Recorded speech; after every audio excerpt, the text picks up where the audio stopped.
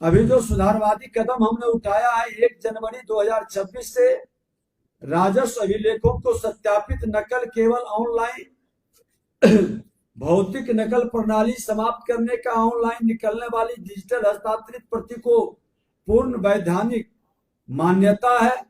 अभी जो अभिलेख ऑनलाइन नहीं है उन्हें उपलब्ध कराने की व्यवस्था की गई है।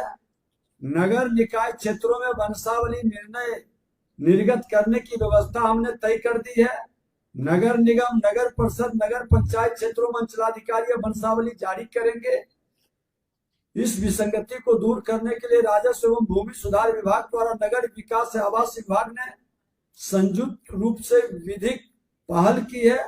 इस क्रम में महाधिवक्ता बिहार के साथ 18 दिसंबर 2025 को विमर्श किया गया, जिसके आलोक में विधि विभाग के विमर्श के बाद इसे लागू कर दिया गया। SC/ST पर्चाधारियों को 100% दखल दिलाने के लिए ऑपरेशन भूमि दखल दहानी शुरू किया गया है। सभी पर्चाधारियों को सिद्ध न्याय दिलाने एवं भूमि पर उनका अधिकार सुनिश्चित करने के उद्देश्य से विशेष अभियान शुरू किया गया है। इस अभियान के तहत सभी पात्र SC/ST पर्चाधारियों को उनके आवंटित भूमि पर 100% दखल कब्जा दिलाना राज्य सरकार का लक्ष्य है। परिमार्जन प्लस के तहत समय सीमा तय। अभी ऐसे मामलों में लंबे समय तक लटके जो मामले हैं उन पर कार्रवाई सुनिश्चित करने का 3 श्रेणियों में समय सीमा तय की गई है।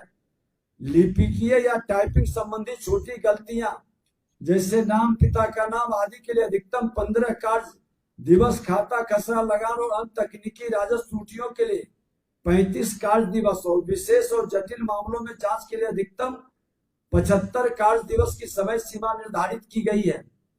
इसका मतलब ये नहीं है कि हम 15 दिन, 35 दिन और 75 दिन के बाद काम करेंगे। इसके अंदर अगर जो 2 दिन में होता है 2 दिन में भी समाधान करनी है, ये मैक्सिमम है, इसके ऊपर नहीं जाएगा।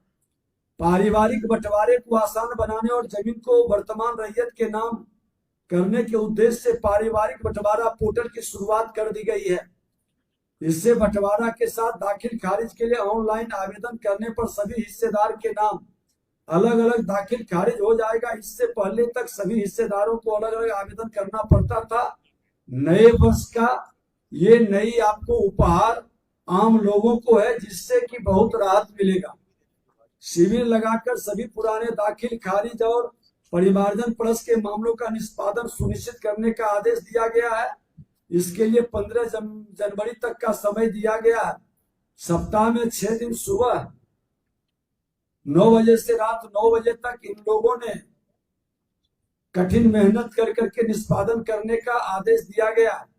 प्रत्येक शनिवार को थाना की जगह अंचल कार्यालय में जनता दरबार लगेगा, क्योंकि अंचल कार्यालय में सारे डॉक्यूमेंट्स रहते हैं। हमारे राजस्व कर्मचारी भी हैं, अमीन भी हैं, भूमि से संबंधित सभी जानकारी है। इसलिए अब थाना में वो जनता दरबार नहीं, अंचल कार्यालय पर लगेंगे। हमारे अंचलाधिकारी हो, RO हो या संबंधित कर्मचारी हो, उसमें उपस्थित रहेंगे। जनता दरबार बड़ा ही महत्वपूर्ण है, आप जरूर उसमें अपना आवेदन अनुसार बैठेंगे। ये सूचना पंचायत में सूचना पट पर लगाकर प्रसारित करने का निर्देश दिया गया है कि किस दिन किस पंचायत में हमारे राजस्व कर्मचारी बैठेंगे।